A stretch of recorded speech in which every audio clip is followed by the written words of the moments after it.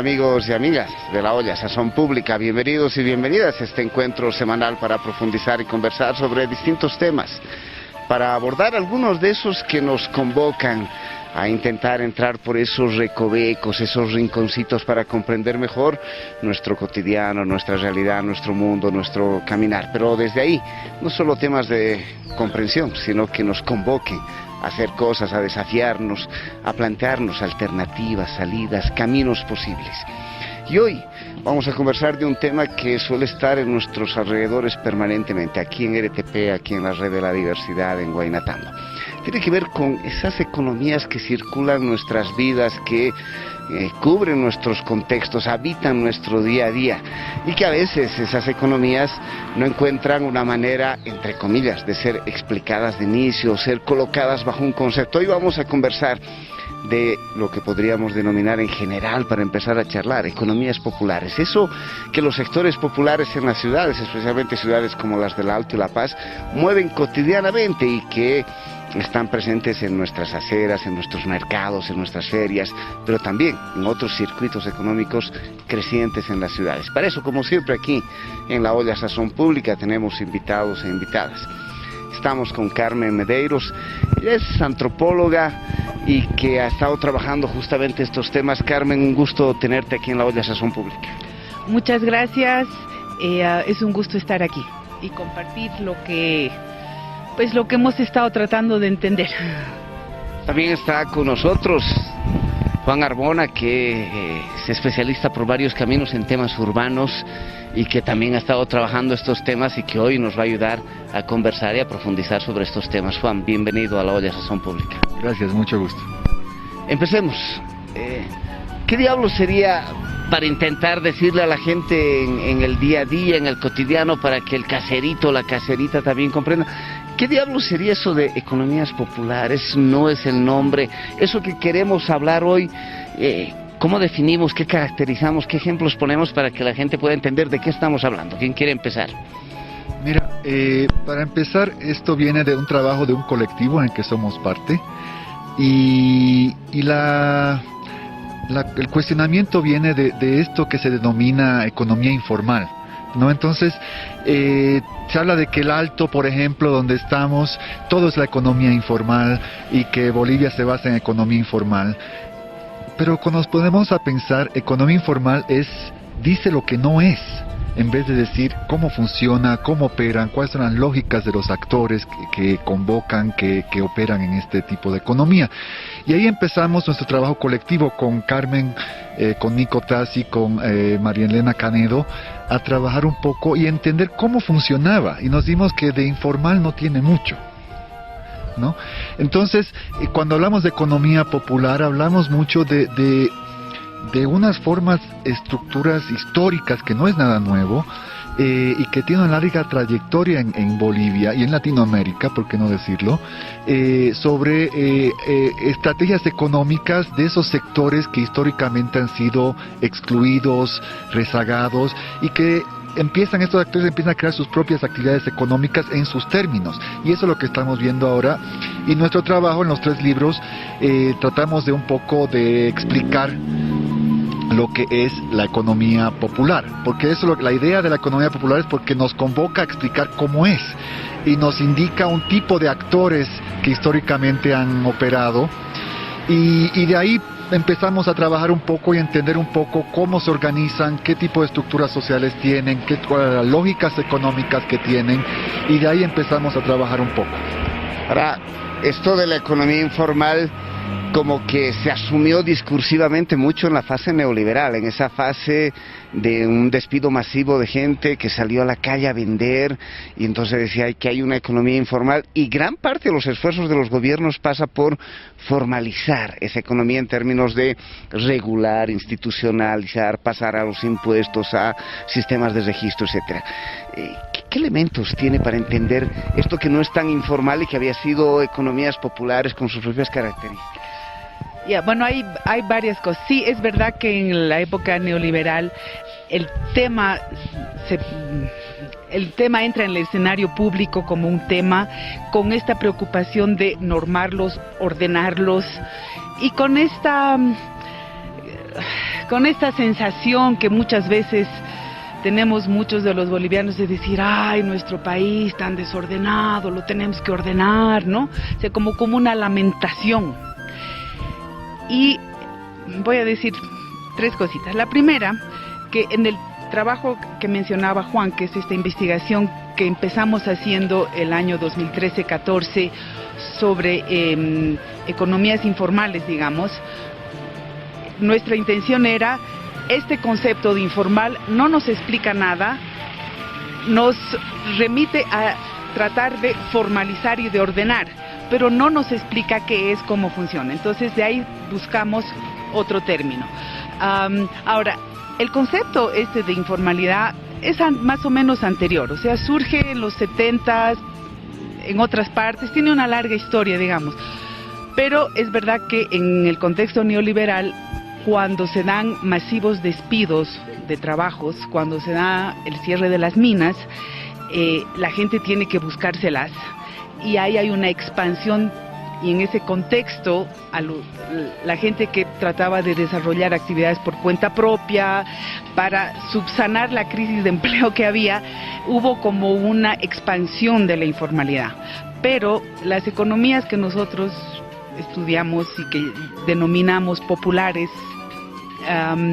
porque son las prácticas económicas de los sectores populares, tienen una profundidad histórica bien grande, y creo que hay que entenderlas.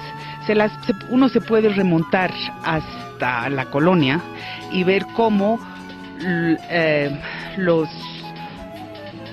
sectores originarios durante la colonia fueron reorganizados de maneras a entrar en ciertos términos al mercado, o salir o entrar a trabajar a las minas como mitad. O sea, hay una diversidad de formas de incorporarse a la economía colonial, y desde ahí se pueden ver lógicas y prácticas de respuesta a eso que han ido adaptándose a los diferentes momentos. Entonces, de una cierta manera, la economía popular que nosotros entendemos ahora es la forma que toma las prácticas de los sectores populares al contexto internacional del capital globalizado de hoy en día, pero tiene estas raíces bien profundas.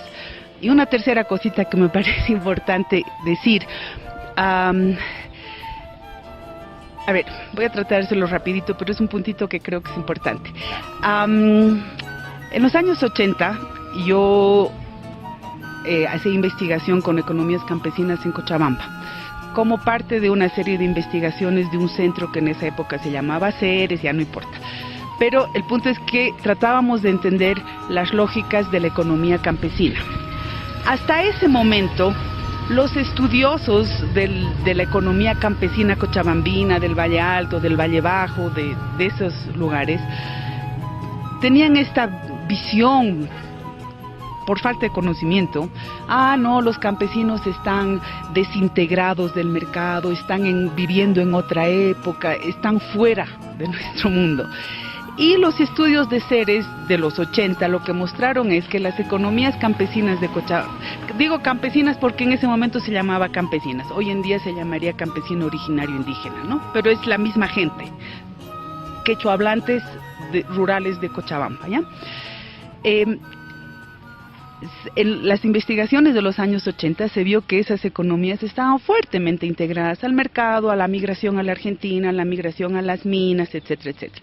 Y cuando tratamos de estudiar la lógica de esas economías, que en ese entonces se llamaba campesinas, pero hoy día se llamaría campesino originario indígena, lo que vimos es una cierta lógica de economía familiar, donde la familia es la unidad de producción y planificación económica, y se reparten los recursos posibles de la familia, pero se lo decide en familia. Entonces, un hijo trabajaba en la Manaco, otro hijo migraba a la Argentina, el padre se quedaba en Ucureña a seguir plantando papa y maíz, la madre viajaba el valle buscando cebolla del Valle Bajo, y una hija logró ser ahijada de una vendedora en la cancha. Entonces tú tenías el padre en el sector rural, el hijo en la Manaco, sector productivo industrial, el otro hijo albañil en la Argentina, la madre agricultora y comerciante, porque viajaba por el valle recogiendo verduras y las vendía en la feria de Cochabamba los miércoles y los sábados, y la hija estaba entrando a ser ahijada de una señora en la cancha para ir teniendo acceso a un puesto en la cancha, y otra hija podía ser empleada doméstica en la ciudad. Entonces, entre toda la familia, no es que el hijo que entra a la Manaco se convierte en obrero y funda su familia como obrero y vive de su salario y sus seguros y sus beneficios como obrero y deja el comercio y la agricultura. El hijo es uno más de las estrategias de diversificación y movilidad espacial que la familia desarrolla. Ahora, lo que vemos, digo esto para dar un ejemplo muy clarito de estudios que se han hecho en los 80s, donde empezamos a entender cómo en los 80s los sectores rurales quechohablantes de Cochabamba, y eso se puede extender a la zona andina, no a las tierras bajas, son otras lógicas, pero por aquí, en economías de hacienda, en torno a las minas y de algunos aylus, esas lógicas operaban fuertemente de diversificación de actividades, diferentes miembros de la familia, pero juntando los recursos que juntaban, y de mucha movilidad espacial, de ir a Cochabamba, de ir a Buenos Aires, de ir al Chapare, de ir a las minas, ¿no? Entonces, esas dos estrategias que minimizan los riesgos y aunan los recursos familiares, en ese entonces nosotros llamamos estrategia de economía campesina. Ahora ya no se habla así, porque los vocabularios han cambiado. Entonces, pero yo al hacer el estudio ahora en 2014 he encontrado exactamente esa misma lógica. Es una lógica familiar de diversificación y movilidad espacial, que puede en ciertos momentos concentrarse en una cosa. En Cochabamba pueden concentrarse en una familia de chicheros, pero tienen que asegurarse mucho. O sea, poner todos los huevos en una canasta no es una buena estrategia nunca. Y para cerrar este punto, nosotros pensamos que esas estrategias de economía popular, con esta lógica familiar de aunar recursos, de diversificar y movilidad espacial, se han consolidado en Bolivia, porque nunca el capital ha podido garantizar la reproducción de la fuerza de trabajo en términos estables, suficientes y permanentes. Entonces, un minero en un cierto momento ha podido tener un buen salario tal vez, y tal vez una buena pulpería y tal vez algún seguro médico en algún momento, pero eso ha sido siempre bien volátil. Entonces, siempre ha tenido que mantener la esposa que viajaba por el norte Potosí para recoger papa, para venderla en Oruro, para aumentar unos pesitos, los padres en el campo, que si se salía de la mina, si se enfermaba, si lo botaban, podía, ¿me entiendes? Son economías que han servido de colchón, y si se han consolidado como se han consolidado, es porque el lugar de Bolivia en las lógicas de acumulación del capitalismo mundial nunca nos ha permitido asegurarnos que el capital va a establecer aquí unos obreros asalariados de lujo, con la vida asegurada de lujo, ¿me entiendes? Entonces, estas economías, hay momentos en que les va mejor que a los asalariados, pero siempre han estado integradas y siempre han servido de colchón, y en este momento en algunos sectores de mucho repunte, en otros no, pero es una lógica económica y una institucionalidad que tiene una profundidad histórica bien grande. Podríamos empezar a decir, a ver, Juan, intentando resumir lo que nos ha estado aportando ahorita Carmen. Una primera cosa es... No, tranquila, es para eso, para conversar el espacio y ponerle sazoncita, cada uno a su estilo. A unos cocinan más largo, otros más cortito. Es como la casera aquí que nos ha acogido para el programa, que se toma la acera, que sería un lugar diseñado en la estructura urbana para un tipo de funcionalidad, y se refuncionaliza más allá de esa estructura institucional para irrumpir con sus propias formas de vender, de economía, de vida, de vínculo, y gran parte de su relación va a ocurrir aquí en la calle. Primer elemento. Segundo elemento que nos decía Carmen, que es fundamental, es que esa economía está vinculada a redes familiares, redes de trabajo que se mueven. Tercer elemento, estrategias familiares que tiene un tercer elemento, que es diversificar la economía, ¿no? Y mucha movilidad espacial como un cuarto elemento para esto, que hace historia de nuestras tradiciones y nuestras culturas, especialmente andinas, desde casi siempre.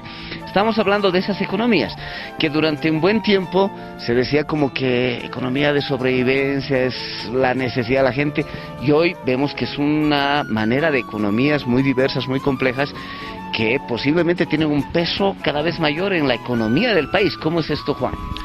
Mira, sí, y eso hay un punto muy importante aquí, y es desde el principio de los 2000, y así nos cuentan muchos de los compañeros y compañeras con los que hemos hablado y nos han contado, y aquí nos remontamos a la economía internacional un poco, la producción china que ha posibilitado la importación de pequeños productos y todo eso, y eso se potencia a partir de 2006 con la redistribución, con el incremento en los ingresos nacionales, etcétera. Ahora, ¿por qué la China? ¿Qué lo hace importante la China? A diferencia de una transnacional que, por decir, solamente te vende 10.000 celulares, los chinos tienen la posibilidad de decirte, no, te vende una cajita de celulares nada más, ¿no? Y ahí va bueno, por darte un ejemplo, una ex estudiante mía de aquí del Alto, de Río Seco, que su hermano importaba esto y le da una oportunidad a ella, no, te prestaré una platita y te puedes traer celulares tú, porque él estaba en otro rubro. Y ella empieza a traer celulares y lo llevaba al norte de La Paz, a Pando, hasta la frontera de Santa Cruz, la frontera de Santa Cruz con el Brasil. Pero eso ella podía traer una cajita de celulares, ¿no? Y dejaba así en consignación en zonas rurales. Así que ya con el mejoramiento de la economía nacional y las economías en las provincias, esos actores, esos sujetos económicos en la provincia ya tienen la capacidad de comprarse un celular, aunque sea uno baratito, o una tele, o una radio, etcétera. Y los chinos potencian eso. Pero ahí hay otro elemento, porque ahí te van a decir, no, ves, ahí están destruyendo la producción nacional, porque eso es solamente importación. Y ahí hay otro elemento, y el Alto es súper importante en eso. Lo que hemos notado es que en este proceso de entrar en la economía del comercio, hay un proceso de aprendizaje, ¿no? Un proceso de aprendizaje que tal vez, por darte un ejemplo, había un señor que conocimos que importaba edredones. De la China, ¿no? Y lo traía en los paquetitos de plástico y qué sé yo qué, ¿no? Y ese señor se da cuenta que había otra persona que producía el relleno del edredón aquí, que podía producir. Y él se dio cuenta que en cooperación, en relación con ese otro señor, con su fábrica del relleno, que podía producir los edredones aquí, ¿no? Y a tal punto que ahora producen los edredones y le compiten a los chinos produciendo mejores edredones, y a mejores precios que los mismos chinos. Entonces hay procesos de aprendizaje, la gente aprende de cómo producen, y aquí en el Alto hay una capacidad increíble de aprendizaje y copiar en relación a las particularidades de las necesidades de los salteños y de los bolivianos, ¿no? Uno ve los que trabajan metal mecánica también. No es solamente importar la pieza, porque a veces la pieza no es, pero te la hacen aquí en el Alto, copiando, ¿sabes?, de lo que hacen ahí, pero haciéndola mejor y a las circunstancias de las necesidades de los consumidores bolivianos. Eso es uno. Entonces ahí vemos todo, y ahí se conecta eso con lo que decía la Carmen, con esta idea de unas redes a nivel nacional que se van fomentando, se van organizando, y no, tú necesitas celulares, yo te los envío, no te preocupes, etcétera, etcétera, ¿no?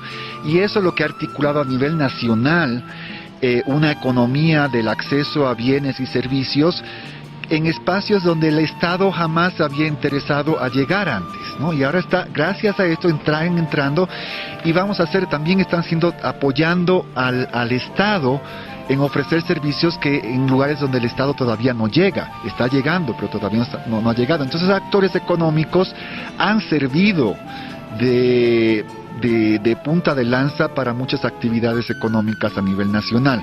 Ahora, Otro elemento importante aquí es decir, bueno, no pagan impuestos, qué sé yo qué, pero estos, si vemos en diferentes, en la Justus abajo, en la 16, en otros mercados, estos no vende cualquiera donde quiera, ¿sabes? Hay organizaciones muy fuertes y una regulación propia. Y hay una regulación propia, pero no solamente, también asumen responsabilidades del Estado, en términos de seguridad, en términos de limpieza de las calles, etcétera, etcétera. Estos actores asumen responsabilidades de los gobiernos municipales que por X y razón o no pueden, o ellos decir, quédate ahí, nosotros asumimos y controlamos este territorio, ¿no?